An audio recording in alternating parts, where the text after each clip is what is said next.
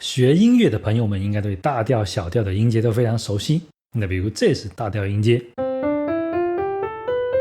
这是小调音阶。当然，音乐存在和发展了这么多年，那肯定远远不止这两种音阶。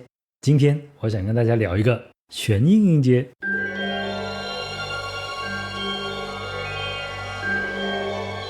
大家好，这里是捣鼓音的小胖。那全音音阶顾名思义，就是音阶内每两个相邻的音之间间隔都是一个全音，所以跟我们熟悉的咪发和西哆间隔一个半音不同，全音音阶没有半音。如果以西调为例，它是这个样子的。那历史上德彪西是使用全音音阶的大师，他在很多作品中，比如说《牧神午后》的前奏曲就使用了全音音阶。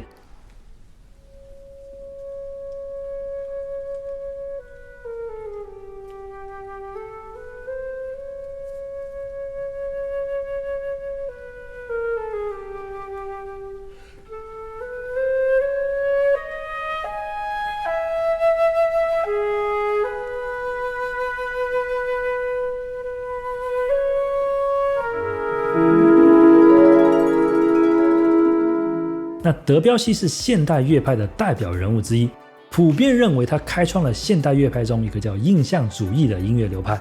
那印象主义这个名字是当时人借用绘画中的印象主义，诸如莫奈来形容德彪西的音乐，因为大家觉得这两者在视觉和听觉上有共通之处。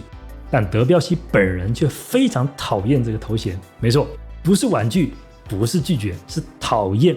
他说这是个智障的叫法，用印象主义来形容他的音乐是极度的不准确。那么全音阶和德彪西有什么关系？在德彪西生活的1862到1918年里，传统的西方音乐在经历完巴洛克、古典主义、浪漫主义之后，开始走到了一个叫 tonal crisis 的死胡同里，那中文可能叫调性危机。那这是什么意思呢？就是大家玩音乐玩这么久，虽然每到一个新时代，那不同音乐家都会对音乐做出创新和发展，但本质上在德彪西之前的几百年，那些发展都只是在调性、功能和声这栋大楼上打积木。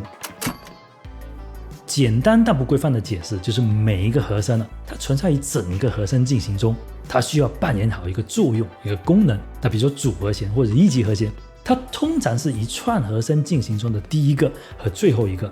那为什么是这样？那课本教你说，因为主和弦作为最主要的和弦，它放在开始就让音乐有从家里出发的感觉，以及它作为结束，那这样音乐才会有唱完的感觉。这样解释的背后，其实就是在默认不同和声是在扮演不同功能的。比如说，我把属和弦放在这儿，是为了后面能接到主和弦，那这就是属和弦的功能嘛。那现在你听到音乐综艺上他们聊的什么251、145什么4536251，那这些说法的背后都是基于一个大前提：功能和声。那调性跟功能和声又是息息相关的。我们知道大调和小调会营造不同的色彩，课本说大调比较宏伟，小调比较抒情。那为什么？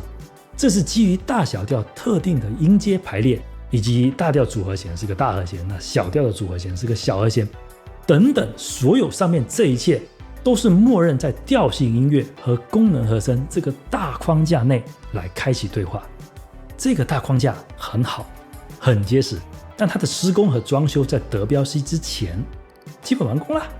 那德彪西和当时的其他音乐家想再往这栋大楼上添砖加瓦，也玩不出什么花来了。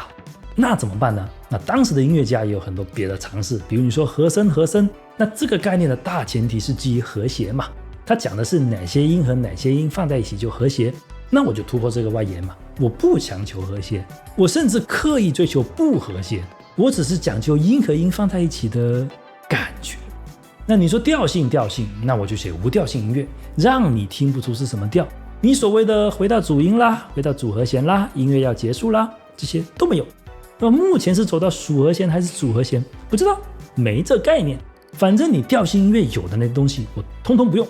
当然这是一种思路的突破，但是不追求和谐的结果往往是听感的不和谐，通俗的说就是难听。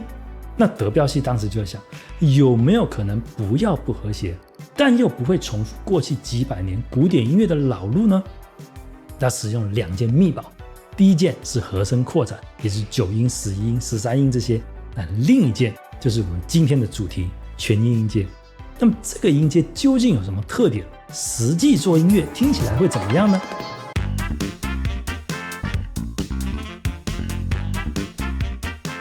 首先，全音音阶有6个音，而不是我们熟悉的7个音。这6个音把一个8度均匀的分开了。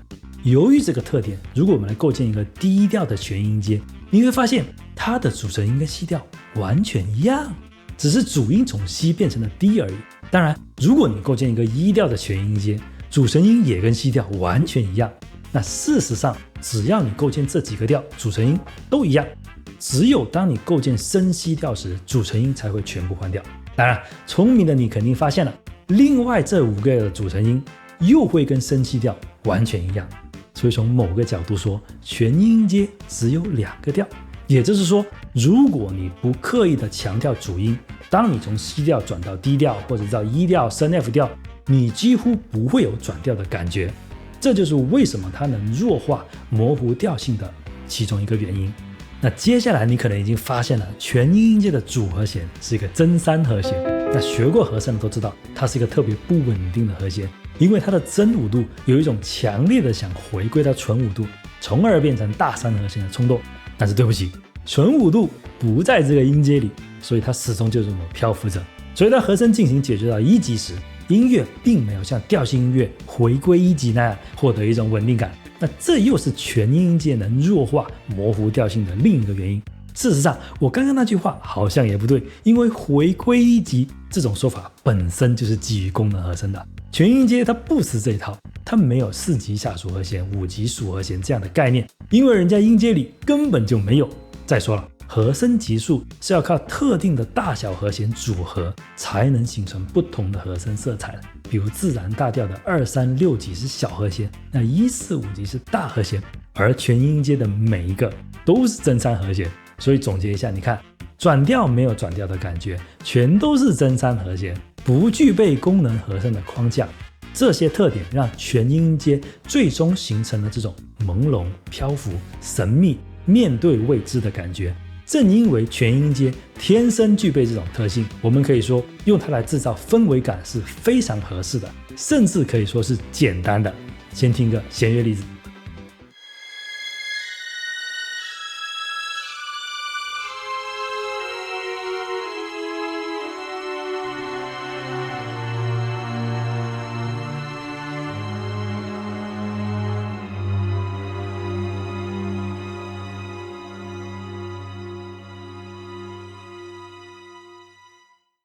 你们感觉怎么样？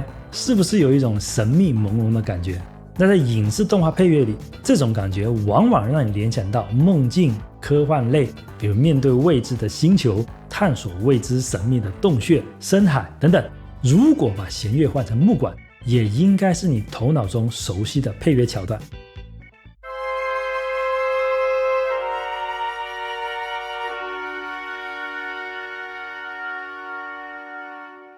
下面这种感觉的竖琴拨奏，你一定听过。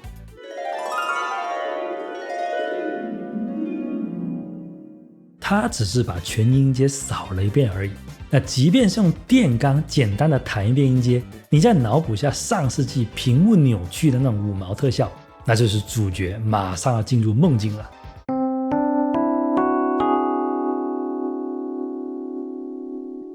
那上面都是用全音阶来写氛围音乐的例子，但如果我们想用它来写一段主题式的强旋律的音乐，会怎么样呢？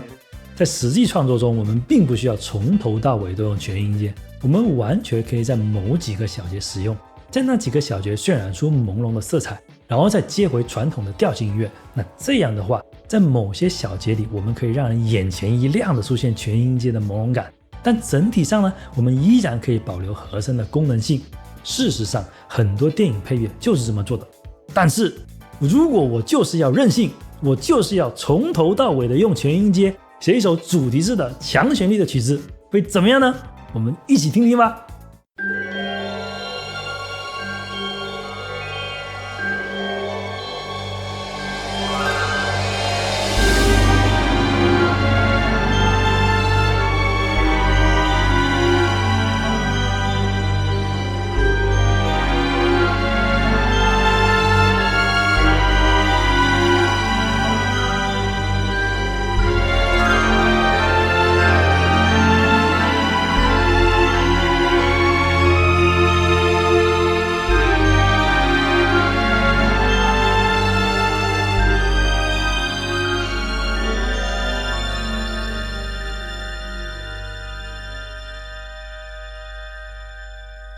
那虽然今天我们举了很多管弦的例子，但在实际创作中，全音阶并不一定要出现在管弦乐上。